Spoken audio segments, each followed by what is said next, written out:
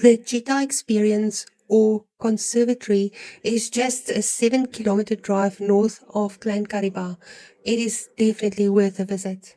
Tours are Tuesdays to Sundays at 9:30 and 3 p.m. Booking is essential, so phone or book online.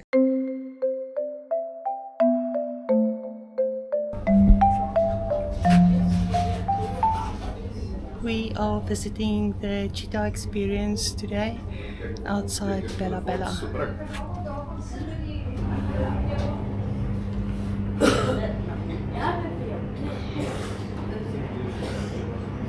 Reception with very friendly staff and a curio shop with the cutest stuff.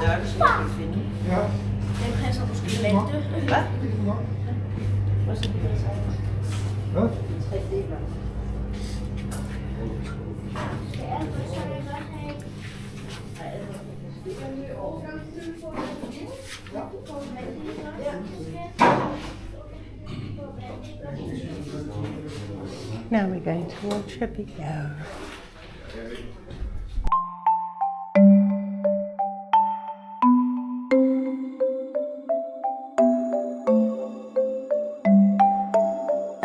Since our volunteer project started in 2011, Cheetah Experience has seen over 750 hard-working, dedicated people from over 30 different countries who have all become part of our volunteer family.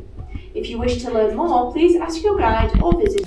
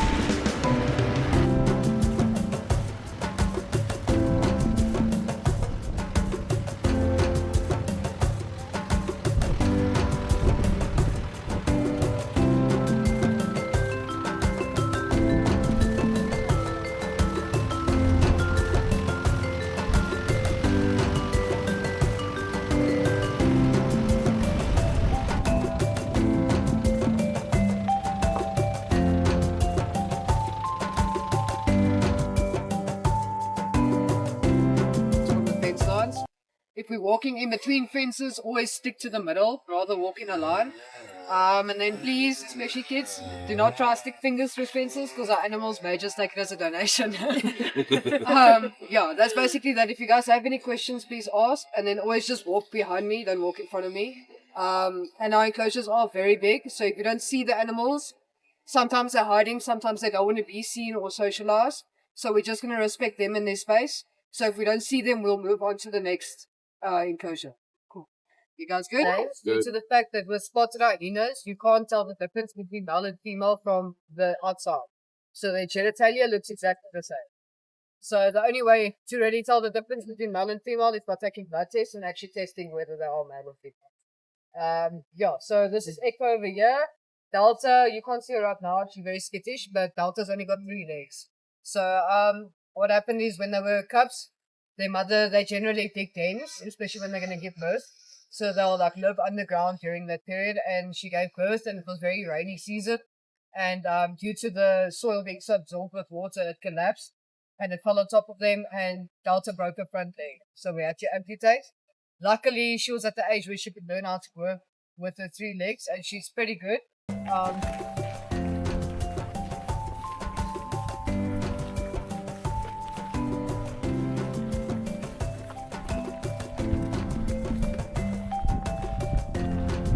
Quite a lot darker. If you see the other leopards, you'll see he's very much darker than them. That's due to the fact that he's what we call a split. So a split leopard he carries the black leopard gene. So one of his parents was black, and it is a recessive gene. So if he had to breed with another black leopard, you'd at least possibly have a black cub. So yeah, that's pretty interesting about him. So you'll see his coat is a lot darker than most other leopards that you'd see.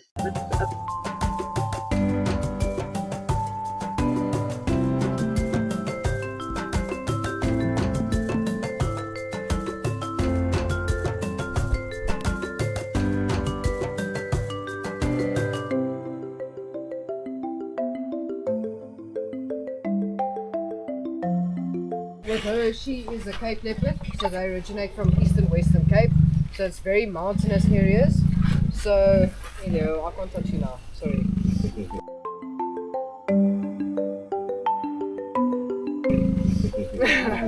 She just wants aandag.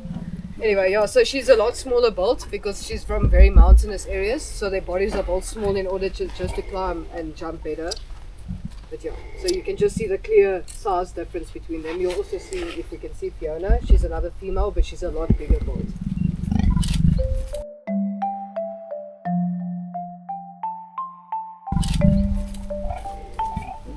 And then an interesting fact about leopards, they can carry up to double to 3 times their body weight 6 meters up a tree. So if she weighs about 35 kgs, she can carry over 90 kgs up a tree.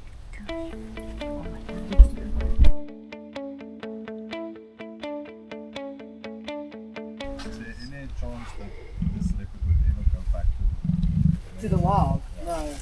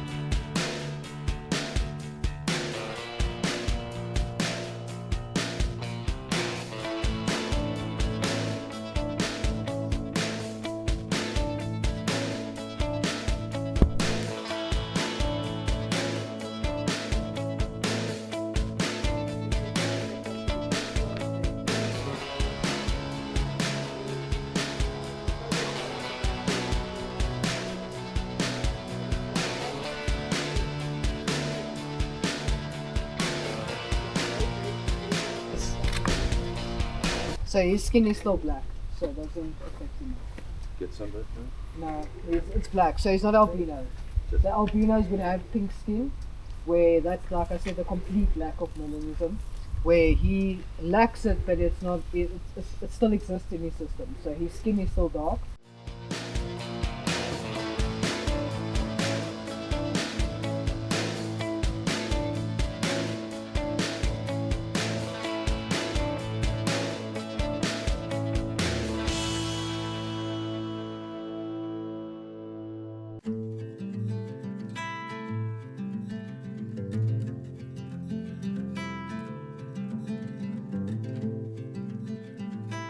Years old now, so you'll see she's very small. So that's due to the fact that black leopards don't generally get as big as what normal leopards would. It's basically just like a default in the genetics due to the fact of them being black. And then she was also born a week or so prematurely, and a week can even be quite a big step for premature birth because their gestation period is only like 3 months.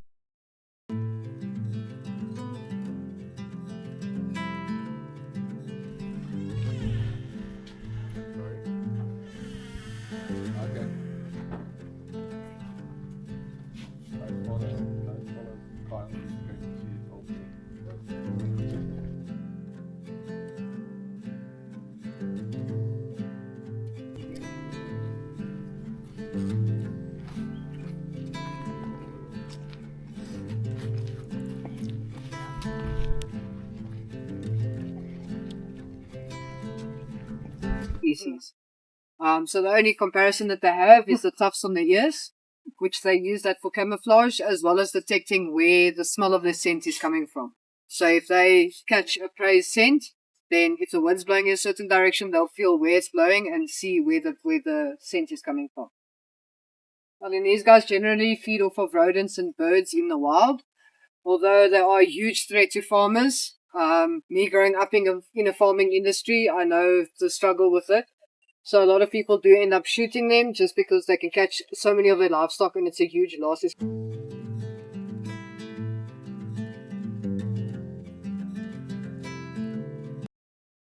Too fast movements around her can also trigger seizures. So we just try and keep her separate from the others, just so she's at her healthiest.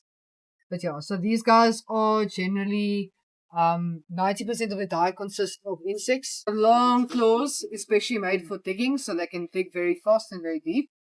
Yeah, and then also under the pads of their feet, their hair grows over the pads of their feet, so it muffles the sound of their steps.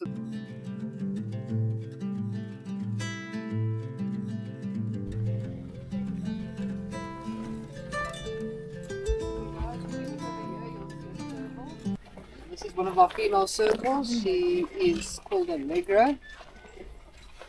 She's very sweet. She's very calling now because Sway just left and she wants attention, so she's busy calling for her. So they sound just like house cats.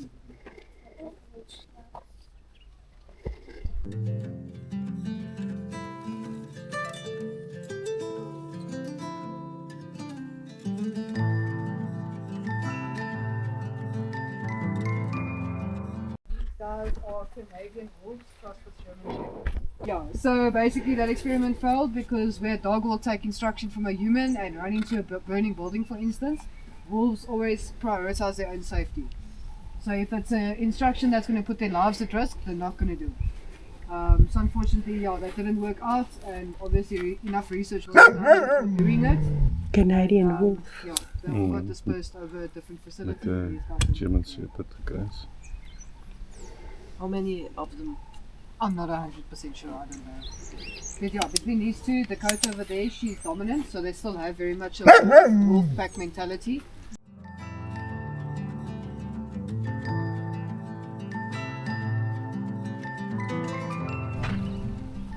So they just separated now because of them feeding, otherwise she'll finish her food and then comes to hers.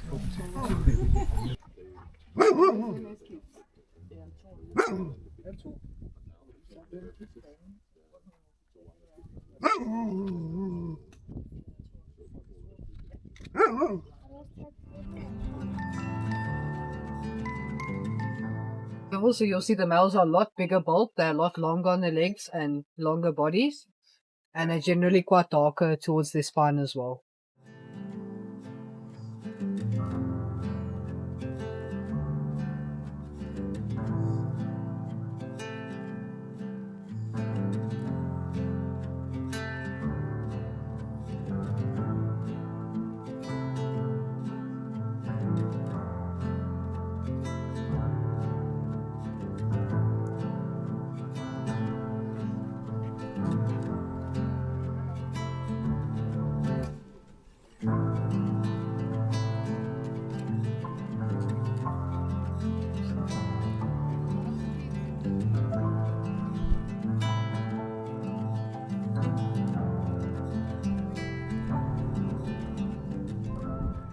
Okay guys, so here we got Isla. Here's Isla in the front. She's the mother and she's got 4 cubs. So this is one of her cubs. They've now just hit a year old. So this is a good example of the cubs that stay with their mother. Yeah, so these guys will be released as soon as they reach sexual maturity and have gone through the releasing process. That can take anywhere from 6 to 12 months. It all just depends on their progress and development as a team to work together to hunt and stuff.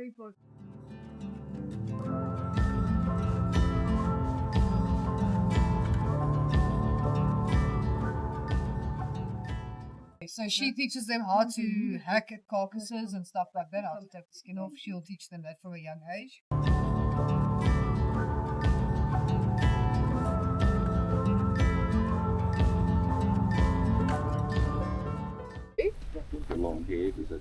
Yeah, so that mantle, as soon as they get to maturity, then they generally, it falls out slowly. They'll still have a little bit of a mantle, but not close to as big as this is.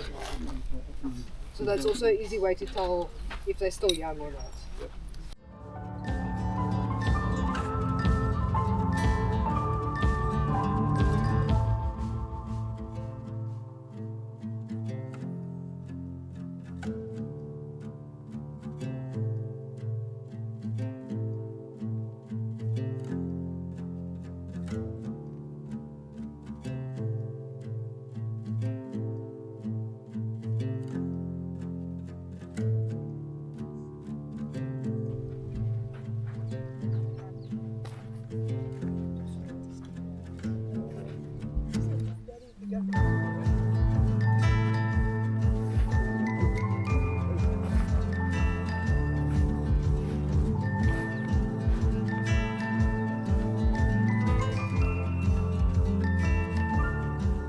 right? So at first you only got king cheetahs. So king cheetahs, they've got stripes all the way down their back. They look very much like a serval, actually, with their patterns.